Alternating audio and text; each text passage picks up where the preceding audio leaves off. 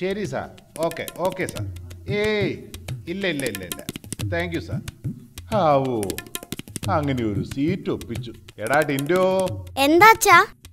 എടാ, ഇതിപ്പോ ഇക്കൊല്ലത്തെ 4ാമത്തെ സ്കൂളാ മാറുന്നത്. ഇനിയെങ്കിലും ഇതൊക്കെ ഒന്ന് നിർത്തിക്കൂടെ?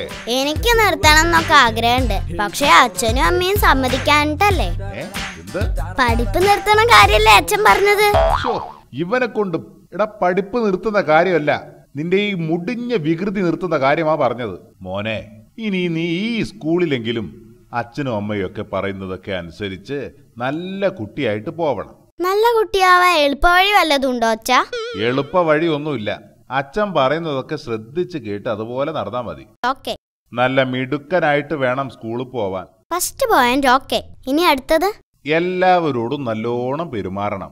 അത് മാത്രം പറയരുത് അച്ഛാ.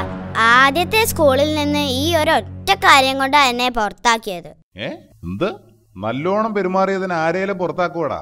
ഞാൻ പറയാച്ചാ.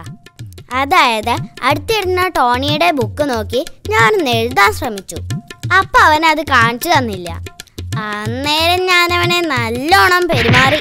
അവൻ അങ്ങനെ 3 ദിവസം കട്ടിലിൽ നിന്ന് എഴുന്നേറ്റില്ല. എനിക്കപ്പ തന്നെ ടീസിയും തന്ന് പറഞ്ഞു വിട്ടു. അച്ഛൻ അതൊഴിച്ച് വേറെ എന്ത് വേണേലും പറഞ്ഞോ?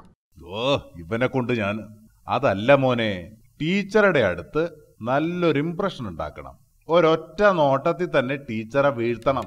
ഈ അച്ഛൻ എന്നെ കുരുത്തക്കേട് പഠിപ്പിക്കാനായി ഇറങ്ങിയതാണോ? ഈ വർഷം ഞാൻ 2ാമതായി ചേർന്ന സ്കൂളിൽ അച്ഛൻ പറഞ്ഞതുപോലെ ഞാൻ ടീച്ചറെ ഒറ്റ നോട്ടത്തിൽ വീഴ്ത്താൻ നോക്കി. അപ്പോ ടീച്ചർ വീണില്ല.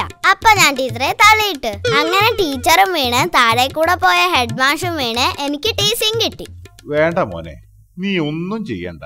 ടീച്ചർ ചോദിക്കുന്ന ചോദ്യങ്ങൾക്കൊക്കെ കൃത്യമായിട്ട് ഉത്തരം പറഞ്ഞാ മതി. ഈ വർഷത്തെ 3ാമത്തെ സ്കൂളിൽ നിന്ന് ആ ഒരൊറ്റ കാരണം കൊണ്ട് എന്നെ പുറത്താക്കിയത് അച്ഛനത് മറന്നോ? എന്ത്? കഴിഞ്ഞ സ്കൂളിലെ ടീച്ചർ ക്ലാസ്സിലെ എല്ലാ കുട്ടികളോടുമായി ഒരു ചോദ്യം ചോദിച്ചു. ആർക്കും ഉത്തരം കിട്ടിയില്ല. ഞാൻ മാത്രം ശരി ഉത്തരം പറഞ്ഞു. അപ്പൊ തന്നെ എനിക്ക് ടീസിയും തന്ന് അവിടുന്ന് പറഞ്ഞു വിട്ടു. ശരി ഉത്തരം പറഞ്ഞതിന് ടീസി തരേ? ആട്ടെ, എന്തായിരുന്നു ചോദ്യം?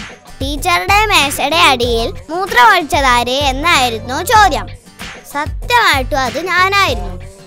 ഈ ശരിയുത്തരം പറഞ്ഞതും സ്കൂളിൽ നിന്ന് പുറത്താക്കിയതും ഒരുമിച്ചായിരുന്നു.